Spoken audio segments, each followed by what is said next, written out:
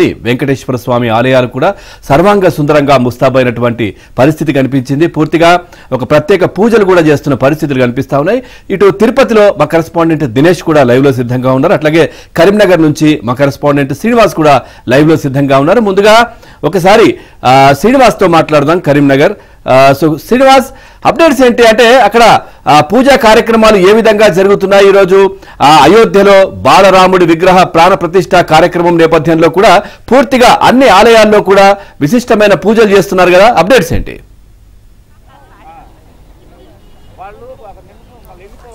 జిల్లా వ్యాప్తంగా అన్ని ఆలయాలు శోభను సంతరించుకున్నాయి. ప్రత్యేక పూజలు ముఖ్యంగా రామనామ కీర్తనలతో మారుమోగుతున్నాయి.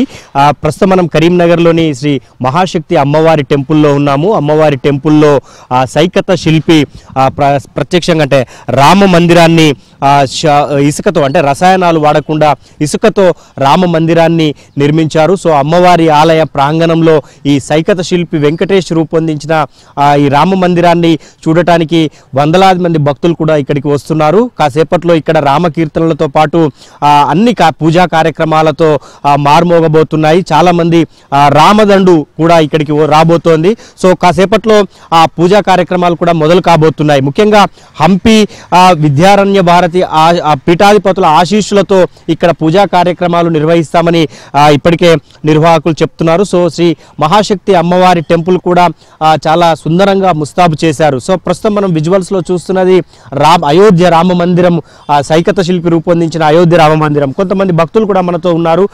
ఏమనిపిస్తోంది బాపు, అయోధ్యలో రాముని ప్రాణ ప్రతిష్ఠ జరుగుతోంది, మీకేమనిపిస్తోంది? మాకు సంతోషంగా 500 ఏళ్ల పూర్వం నుంచి మనోళ్ళు మన బ్రిటిష్ వాళ్ళతో 1947లో ఉన్న మన స్వాతంత్రం వచ్చినా కూడా తర్వాత కూడా మనోళ్ళు 50 years నుంచి మళ్ళీ వాజ్పేయి గారు, అద్వానీ గారు బాబ్రీ మసీదును బాబర్ అనే వ్యక్తి ముస్లిం అనుకున్నారా? మీరు రాముని ఆలయం నిర్మించి ప్రాణ ప్రతిష్ఠ జరుగుతుందని మీరు అనుకున్నారా? మేము అనుకున్నా. తప్పకుండా మోడీ గారు వచ్చినాక ఎంతో కృషి చేశారు. మోడీ గారు ప్రతి పల్లె తిరిగారు. ప్రతి మన టీవీ లోపల ప్రతి ఒక్కరికి రాముని గురించి విశ్లేషించి చెప్పారు.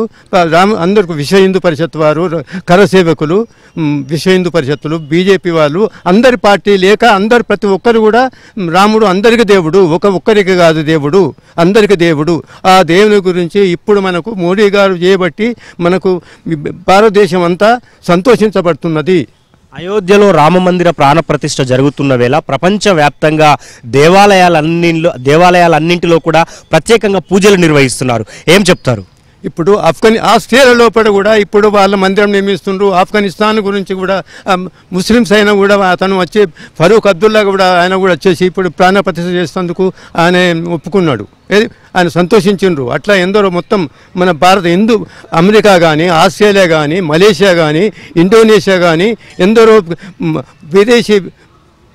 విదేశీ వాళ్ళు మొత్తం మన రామ మందిరం అందరూ రామమయం, శ్రీరామమయం అని అంటున్నారు. వారికి అందరికీ ధన్యవాదాలు. మోడీ గారు చేసిన కృషికి మోడీ గారికి ధన్యవాదాలు భారతదేశం తరఫున. సో ముఖ్యంగా శ్రీరామచంద్రునికి సంబంధించిన అనేక కార్యక్రమాలు ఉమ్మడి కరీంనగర్ జిల్లా వ్యాప్తంగా జరుగుతున్నాయి. అయోధ్యలో రామమందిర ప్రాణ ప్రతిష్ఠ జరుగుతున్న వేళ రామునికి సంబంధించిన అనేక ఆనవాళ్లు ఉమ్మడి కరీంనగర్ జిల్లాలో ఉన్నాయని అక్కడ ఉన్న భక్తులు చెప్తున్నారు. అయోధ్య అనే గ్రామం కానీ రావణ యుద్ధం జరిగినప్పుడు సంజీవని పర్వతాన్ని తీసుకువెళ్తున్న సమయంలో ఒక ముక్క నేల రాలటంతో ఏర్పడ్డ కొండగట్టు ఆంజనేయ స్వామి ఆలయంలో కానీ, ఇక గుండాల అంటే గోదావరి కని ప్రాంతంలో ఉన్న గుండాలలో కానీ ఇలా అనేక ప్రాంతాల్లో ప్రత్యేక కార్యక్రమాలను రూపొందిస్తున్నారు. రాముని భక్తులు ఇప్పటికే ఉమ్మడి కరీంనగర్ జిల్లా వ్యాప్తంగా అనేక కానుకలను అయోధ్యకు పంపించారు. సిరిసిల్లకు చెందిన చేనేత కళాకారుడు కూడా ఇప్పటికే కొన్ని కార్యక్రమాలు అంటే ఒక బంగారు చీరను సీతమ్మ వారి కోసం పంపించిన పరిస్థితి అయితే మనకు కనిపిస్తోంది. సో మహాశక్తి అమ్మవారి ఆలయంలో ప్రతిరోజు ప్రత్యేక పూజలు చేసే ఎంపీ బీజేపీ జాతీయ ప్రధాన కార్యదర్శి బండి సంజయ్ కూడా కాసేపట్లో అమ్మవారి ఆలయానికి చేరుకోబోతున్నారు. ప్రత్యేక కార్యక్రమాలను కూడా ఆయన రూపొందించబోతున్నారు. ఇక్కడ పూజా కార్యక్రమాల్లో ఆయన పాల్గొనబోతున్నారు. సో మొత్తంగా ఉమ్మడి కరీంనగర్ జిల్లా వ్యాప్తంగా అనేక కార్యక్రమాలు ఇక్కడ జరగబోతున్న పరిస్థితి అయితే మనకు కనిపిస్తోంది. సో విజువల్స్ లో మనం చూస్తున్నాం. బండి సంజయ్ కొద్దిసేపటి క్రితమే అమ్మవారి ఆలయానికి చేరుకున్నారు. ఇక్కడ జరిగే పూజా కార్యక్రమాలను ఆయన పరిశీలించబోతున్నారు. వారు దాదాపు 4 రోజులుగా ఇక్కడే ఉండి రామదండుకు సంబంధించిన ఏర్పాట్లు కానీ, ఈ ఇసుకతో నిర్మించిన శైకత శిల్పి నిర్మించిన రామమందిర నిర్మాణం కానీ, తర్వాత రామునికి సంబంధించిన అనేక పూజా కార్యక్రమాల్లో నిర్వహణలో ఆయన ప్రత్యేక శ్రద్ధ తీసుకున్న పరిస్థితి అయితే కనిపిస్తోంది. సో మహాశక్తి అమ్మవారి ఆలయాన్ని చాలా అందంగా ముస్తాబ్ చేశారు.